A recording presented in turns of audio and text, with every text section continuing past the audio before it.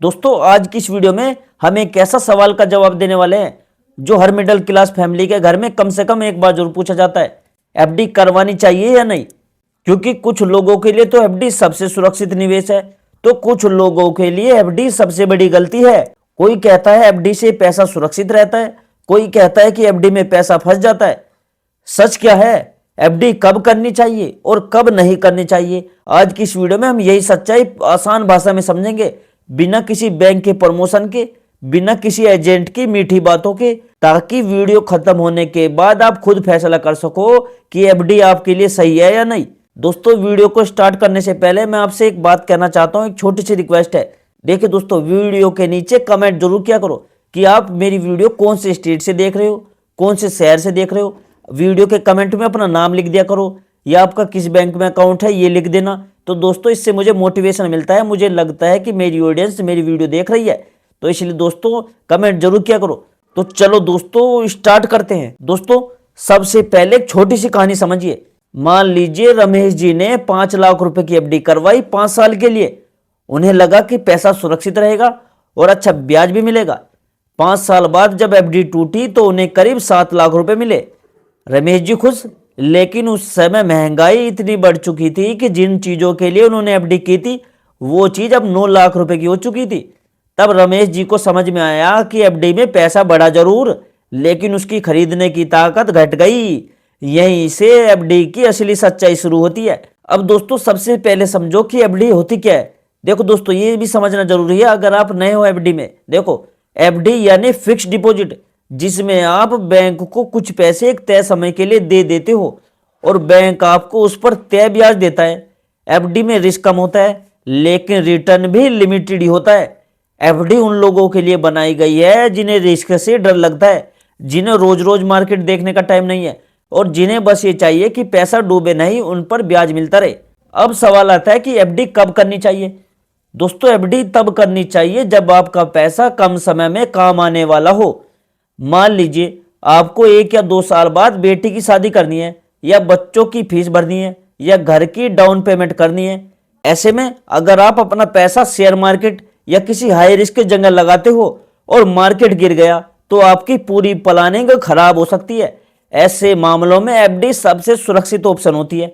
FD तब भी करनी चाहिए जब आपके पास इमरजेंसी फंड नहीं है। कोई इमरजेंसी फंड मतलब ऐसा पैसा जो मेडिकल इमरजेंसी, नौकरी जाने या किसी बड़ी परेशानी में तुरंत काम आए। ये पैसा आपको कभी भी चाहिए हो सकता है, इसलिए इसे रिस्क की जगह नहीं रखना चाहिए। एफडी या सेविंग या एफडी का कॉम्बिनेशन इमरजेंसी फंड के लिए सही रहता है। एफडी बुजुर्गों यानी सीनियर सिटीजन के लिए भी सही होती है, क्योंकि इस उम्र में रिस्क लेने की क्षमता जो होती है वो कम होती है और रेगुलर इनकम की जरूरत होती है।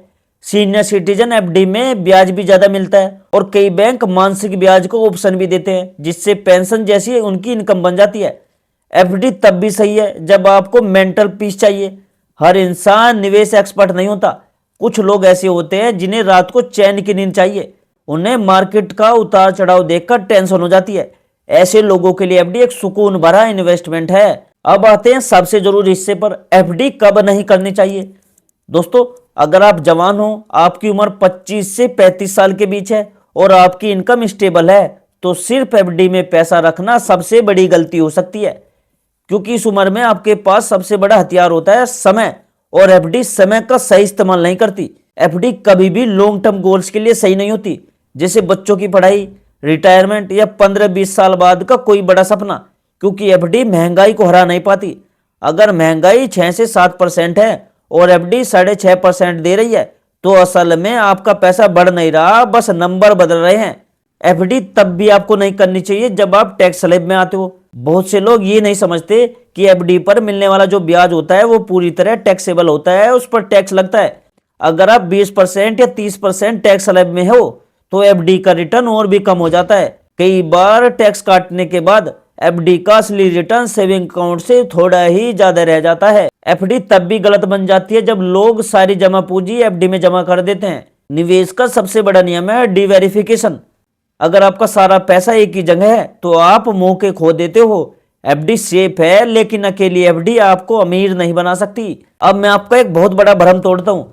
एफडी में पैसा बिल्कुल सुरक्षित होता है, ठीक है, ये आपका भ्रम है। दोस्तों एफडी बैंक में सुरक्षित जरूर होती है, लेकिन पूरी तरह नहीं होती। डीआईसीजीसी के तहत सिर्फ 5 लाख रुपए तक की गारंटी होती है, वो भी बैंक फेल होने की स्थिति में। अगर मान लो आपने एक बैंक में 20 लाख रुपए की एफडी कर रखी है, तो पूरा पैसा गारंटीड नहीं है। इसलिए एफडी करते समय बैंक का चुनाव और अमाउंट का बंटवारा बहुत जरूरी है। अब समझते हैं कि कितने समय की एफडी करनी चाहिए। देखो, बहुत से लोग 5 या 10 साल की एफडी करवा लेते हैं और फिर पछताते हैं।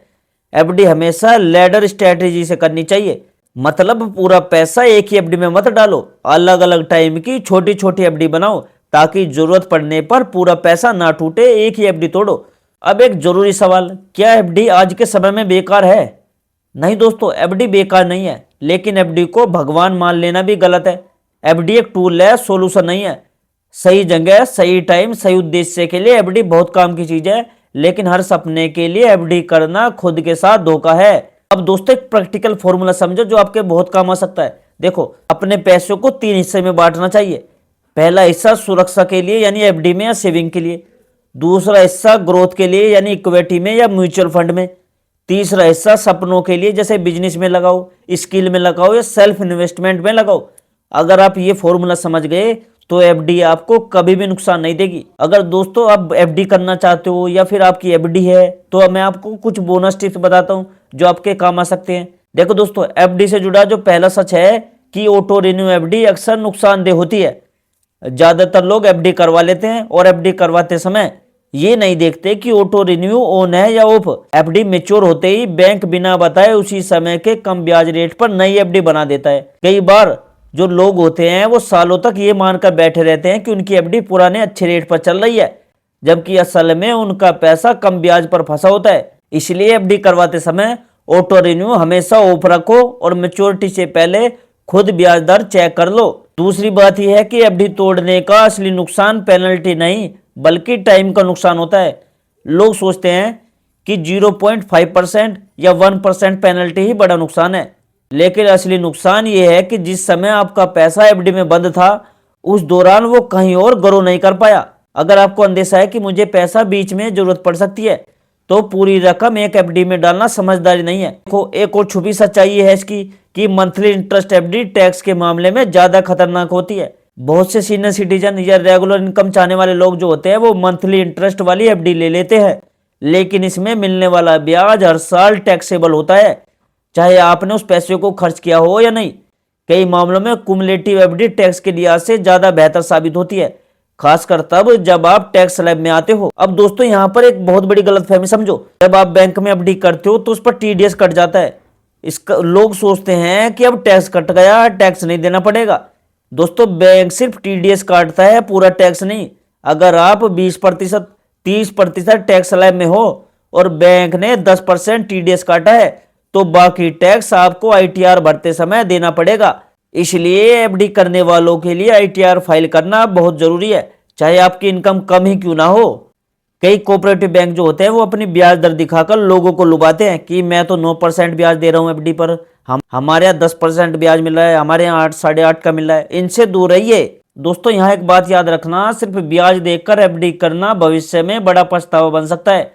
एक और जरूरी बात जो बहुत कम लोग जानते हैं वो ये है कि एक ही बैंक में कई एफडी करने से आपकी गारंटी नहीं बढ़ती। चाहे आप एक एफडी करो या 10 एफडी करो, डीआईसीजीसी की गारंटी कुल मिलाकर सिर्फ 5 लाख रुपए तक की एफडी पर होती है, वो भी प्रति बैंक। अगर आपको ज्यादा पैसा एफडी में रखना है तो उसे अलग अलग बैंकों में बांटना ज्यादा सुरक्षित तरीका है। बहुत से लोग टैक्स सेविंग एफडी को सबसे सही ऑप्शन मान लेते हैं, लेकिन सच्चाई यह है कि इसमें पैसे पूरे 5 साल के लिए लॉक हो जाता है और रिटर्न अक्सर महंगाई से भी कम होता है। सिर्फ टैक्स बचाने के चक्कर में पैसा लंबे समय के लिए रोक देना समझदारी नहीं होती। एफडी का एक ऐसा नुकसान भी है जो कहीं लिखा नहीं होता, अपॉर्चुनिटी लॉस। देखो, जब आपका पैसा एफडी में लॉक होता है तब आप ना तो कोई छोटा बिजनेस शुरू कर पाते हो और ना ही कोई स्किल सीखने में निवेश कर पाते हो और ना ही मार्केट गिरने पर कोई अच्छा मौका पकड़ पाते हो, और ये नुकसान कभी भी बैंक स्टेटमेंट में दिखाई नहीं देता। सच ये है कि एफडी पैसा सुरक्षित रखती है लेकिन वेल्थ नहीं बनाती। एफडी आपको गरीब नहीं बनाती लेकिन अमीर भी नहीं बनाती। एफडी को अगर आप सेफ्टी बेल्ट की तरह इस्तेमाल करोगे तो सही रहेगा, लेकिन अगर आप इंजन की जगह सेफ्टी बेल्ट पर भरोसा करोगे तो गाड़ी आगे नहीं बढ़ेगी और सबसे आखिरी लेकिन सबसे जरूरी बात, एफडी कर ली अब टेंशन खत्म, ये सोच सबसे खतरनाक है। एफडी करने के लिए बाद लोग फाइनेंस सीखना बंद कर देते हैं, यही असली गलती है। एफडी हो या ना हो, फाइनेंशियल नॉलेज बढ़ाना और सही फैसले लेना सबसे बड़ा इन्वेस्टमेंट है। और दोस्तों, अगर आपको फाइनेंशियल नॉलेज चाहिए तो इस चैनल को सब्सक्राइब करके रखो, क्योंकि इस पर आपको सारी फाइनेंशियल जानकारी मिलेगी, न्यूज भी मिलेगी। तो चैनल को सब्सक्राइब जरूर कर लेना। अब दोस्तों, वीडियो के एंड में मैं आपको कुछ बातें बताना चाहता हूं जो बैंक आपको कभी भी नहीं बताते। दोस्तों, बैंक कभी भी आपको ये नहीं बताएगा कि एफडी कब नहीं करनी चाहिए, क्योंकि बैंक एफडी से कमाता है। एजेंट भी हमेशा एफडी की अच्छा ही बताएगा, लेकिन समझदार इंसान वही है जो हर निवेश को जरूरत के हिसाब से चुने, डर या लालच के हिसाब से नहीं। अगर दोस्तों आपको ये वीडियो पसंद आई हो तो इसे पूरा जरूर देखिए, क्योंकि ऐसी जानकारी आपको बैंक की ब्रांच में नहीं मिलेगी।